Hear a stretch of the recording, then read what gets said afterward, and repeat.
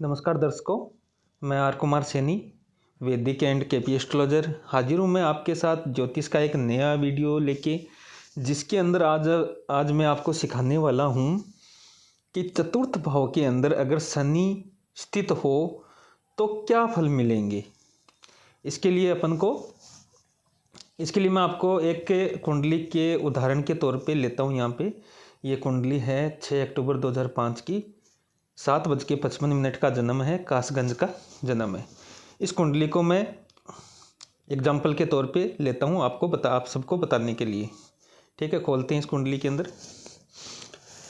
जैसे कि चतुर्थ भाव से अपन संपत्ति के अंदर चल और अचल संपत्ति, वाहन, घर, प्लॉट, खेत, खलियान, कंस्ट्रक्शन, जमीन, इन सब की गणना करते हैं।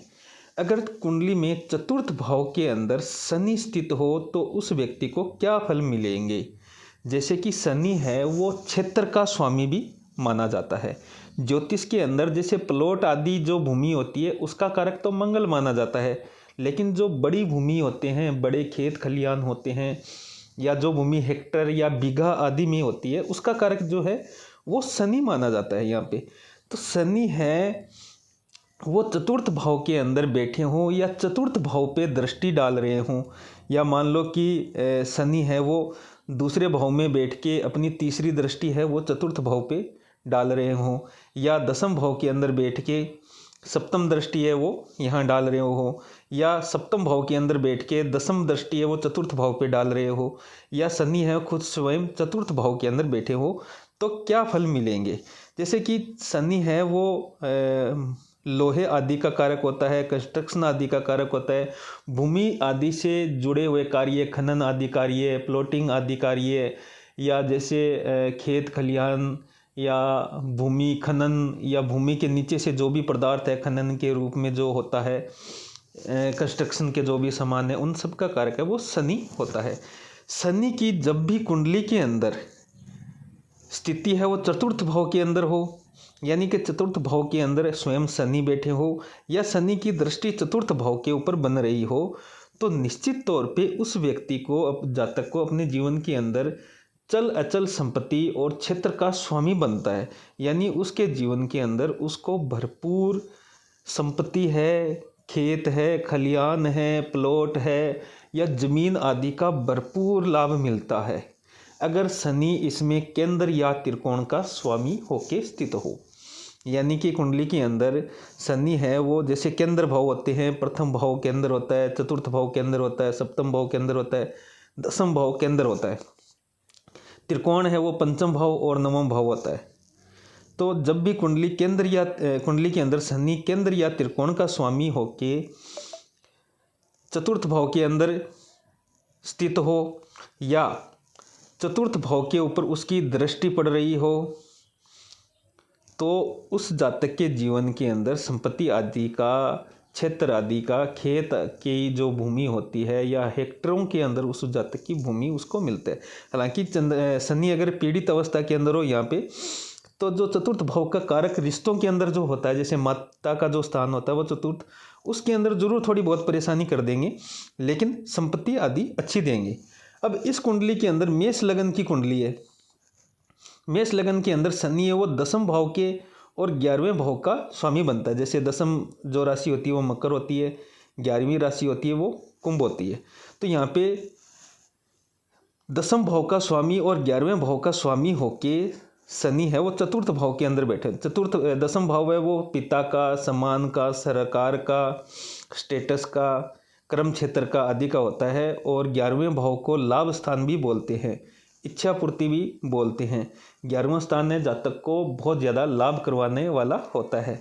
तो यहाँ पे लाभ का स्वामी भी शनि हुआ, और दसम भाव पिता का, सरकार का, स्टेटस का, कर्म क्षेत्र का स्वामी भी शनि हुआ।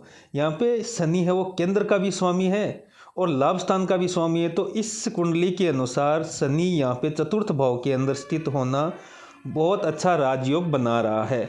ये स्थिति पिता के लिए भी बहुत अच्छी है, यानी जातक का पिता है वो भी अच्छी संपत्ति अर्जित करेगा, और वो संपत्ति अपने बच्चे को गिफ्ट के तौर पे मिलेगी। यानी शनि की चतुर्थ भाव के अंदर स्थिति है, दसम भाव का और 11वें भाव का स्वामी होकर चतुर्थ में बैठना पिता के लिए भी बहुत अच्छी स्थिति बता रहा है।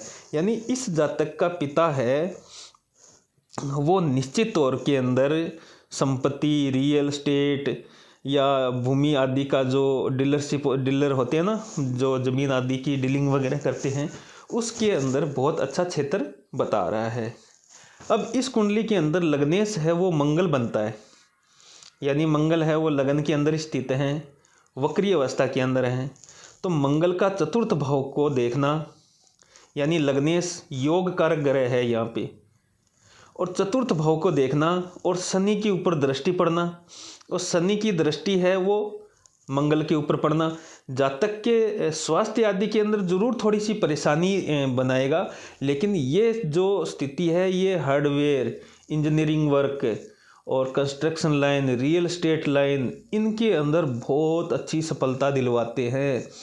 यानी कि ये जो स्थिति मंगल शनि की जो स्थिति बन रही है ये इस कुंडली के अंदर राजयोग का निर्माण कर रही है, और ये जातक अपने जीवन के अंदर बहुत अच्छी संपत्ति आदि बनाएगा।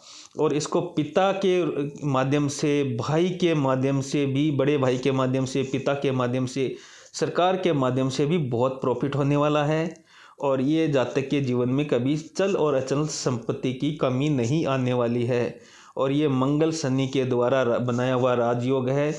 ज़रूर जीवन के अंदर स्वास्थ्य आदि के अंदर ज़रूर परेशानी कर सकते हैं, या माता के स्वास्थ्य के अंदर ज़रूर थोड़ी बहुत परेशानी कर सकते हैं, लेकिन राजयोग युक्त कुंडली है, बहुत अच्छी स्थिति बता रही है घर की, ज़मीन की, संपत्ति की। और यहाँ पे शनि है ये चतुर्थ भाव के अंदर 10वें का 11वें का स्वामी होके बैठना ये भी बता रहा है कि जातक को कोई पुरानी टाइप से हवेलियां वगैरह जो होती है ना, बड़े बुजुर्गों की, दादा परदादाओं की, राजा महाराजाओं के टाइप की, वो हवेलियां मिलने के भी योग जातक के जीवन के अंदर है। यानी ये इस जातक को पुराने टाइप की जो हवेलियां वगैरह पड़ी रहती है वो भी गिफ्ट के तौर पे या पिता की तरफ से वो चीज़ें, वो हवेलियां वगैरह भी मिलेगी, और संपत्ति आदि खरीद भी खूब होगी। पिता की तरफ से भी बहुत सारी संपत्तियां मिलेगी, भाई की तरफ से भी बहुत ज़्यादा संपत्तियां मिलेगी। तो ऐसी कुंडली है के अंदर शनि का जो फल होता है, क्योंकि शनि है वो यहाँ पे ये स्थिति ज़मीन आदि की संपत्ति की स्थिति इसलिए बना रहा है क्योंकि शनि है वो क्षेत्र का स्वामी होता है। जैसे बुध है वो पंचम भाव के, बुद्धि का जो कारक होता है बुध होता है, तो जैसे पंचम भाव है वो बुद्धि आदि, शिक्षा आदि का माना जाता है। तो पंचम भाव के अंदर जैसे बुध है स्थित हो जाए तो उस जातक की शिक्षा, बुद्धि आदि बहुत बढ़िया होती है। वैसे उस जातक के लॉजिक या उस जातक के पास में ज्ञान बहुत ज़्यादा होता है, क्योंकि बुध है वो बुद्धि का कारक है और पंचम भाव में स्थित होता है, तो वो उस हिसाब से बहुत अच्छी कंडीशन बनाता है।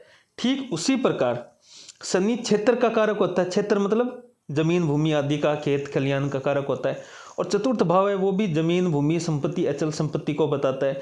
यानी चतुर्थ भाव का और शनि का ये जो दृष्टि संबंध का या मूल स्थिति का जो संबंध बनता है शनि का, वो शनि क्षेत्र का स्वामी होने के कारण जमीन आदि, संपत्ति आदि के अंदर बहुत ज़बरदस्त लाभ देता है।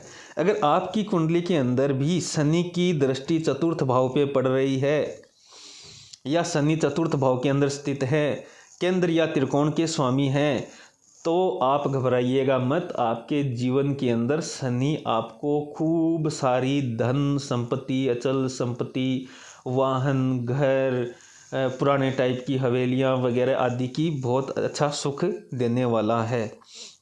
लेकिन स्थिति यह है कि शनि इसमें छठे भाव का, यानी कि जो छठा भाव है वो शुभ नहीं माना जाता है, अष्टम भाव है वो शुभ नहीं माना जाता है। छठे भाव का, आठवें भाव का या 12वें भाव का स्वामी नहीं होना चाहिए।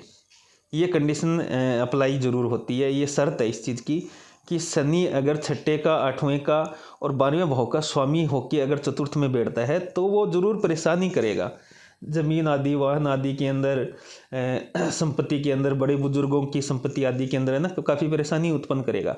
लेकिन अगर शनि केंद्र और त्रिकोण का स्वामी होके बैठा हो, चतुर्थ भाव में, तो वो इस चीज़ की वृद्धि करेगा। वृद्धि मतलब दिन दोगुनी रात चौगुनी के अनुसार वो ज़मीन संपत्तियां हैं वो इस जातक की बढ़ेगी, न कि घटेगी, क्योंकि शनि यहाँ पे क्षेत्र का कारक होता है। तो आशा करता हूँ कि आपको ये वीडियो शनि का क्षेत्र के स्वामी के रूप में बहुत अच्छा लगा होगा, बहुत पसंद आया होगा। और आपको अगर ये वीडियो अच्छा लगा है या आपको ज्योतिष सीखने के अंदर मदद हो रही है, आप ज्योतिष के अंदर इंटरेस्ट रखते हैं और अपनी कुंडली आदि के अंदर देखते हैं कि कौन से ग्रह क्या क्या रिजल्ट आपको देते हैं, तो आप मेरे चैनल को ज़रूर सब्सक्राइब कर लें।